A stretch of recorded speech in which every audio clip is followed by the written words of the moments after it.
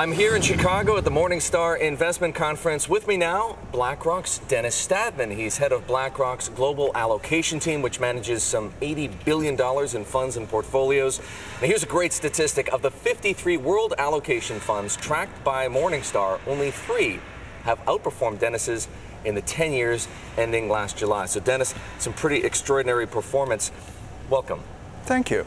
Yours is a go-anywhere fund, you might call it, and yours is a go-anywhere team. Where are you going right now? Well, we are very diversified, and we're in some sense all over the world. We're in stocks, bonds, and cash equivalents worldwide.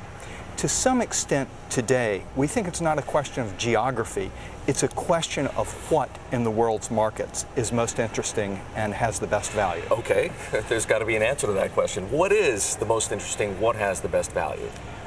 To the greatest extent of any time in my career, simply big cap, high quality companies in the developed markets that do business globally represent the best value that we can see.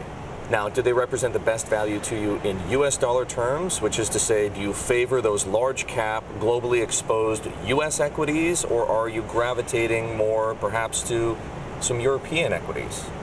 It's both, but really it's less a question of where is the company domiciled, where does it trade, and it's more an issue of does it do business globally, and can it benefit from the growing areas in the world economy? Because as you know, growth is quite bifurcated now, with the developing economies in far stronger situations than the developed economies. But some of the biggest companies in the world, be they domiciled in Europe, Japan, or the U.S., benefit from this growth, but they're priced as if they're in low-growth economies. Well, yours is a view that I have heard from other people, which is not to say that you're piling on, but it makes a lot of sense, right? That you want to be exposed to high-growth markets like China, India, maybe Brazil, etc. But if that's the case, is there enough value in those stocks because other people see and believe in the same rationale that you do?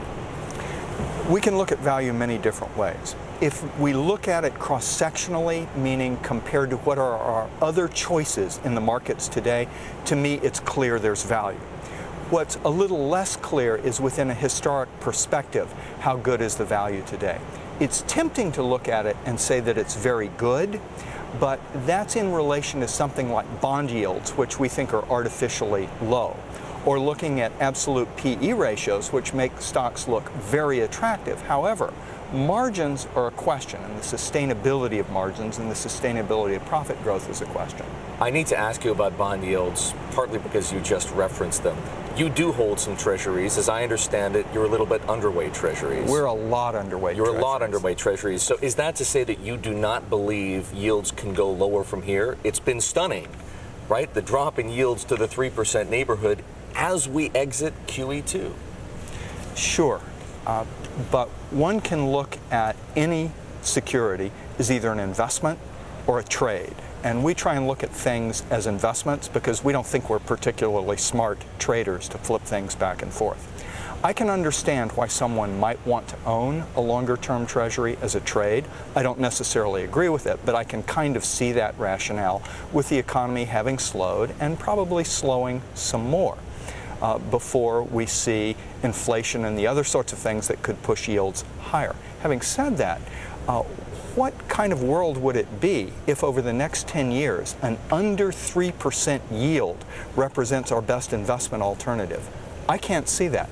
Why would anyone own for the longer term a 10-year treasury yielding less than 3% when they could own something like simply Johnson & Johnson common stock at 3.5% and a history of growth?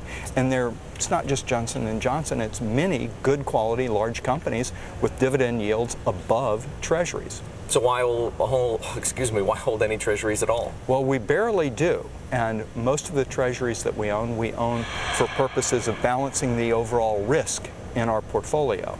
Because what we, with the BlackRock Global Allocation Fund, do is we offer our investors a competitive return, but with less risk than they would get in the typical equity-only fund. So we're always managing not only our prospective return, but keeping an eye on overall risk and volatility. Dennis, gold. more or less a 5% holding for you. Yes. Is the rationale to hold gold now the same as it was to build that gold position in the first place? Not really. And let me say that while we're still positive on gold, we've done a little hedging of our gold position, because let's face it, gold at over $1,500 an ounce is a different proposition than gold at $400 an ounce. Having said that, there are plenty of good reasons to own gold, namely, to be brief. First, the opportunity cost for holding gold is the foregone interest on a fixed income security. With the Fed holding short rates at 0, that's not much of an opportunity cost. Secondly, Western individuals and Eastern central banks own very, very little gold. They're underinvested there. And there's also very little gold in the world. When they buy, they're going to drive up the price. Dennis, it's been great to have you here on the Inside Track. Some terrific insights from Dennis Stattman. He's the $80 billion man. That's what I like to call him. He oversees $80 billion at BlackRock.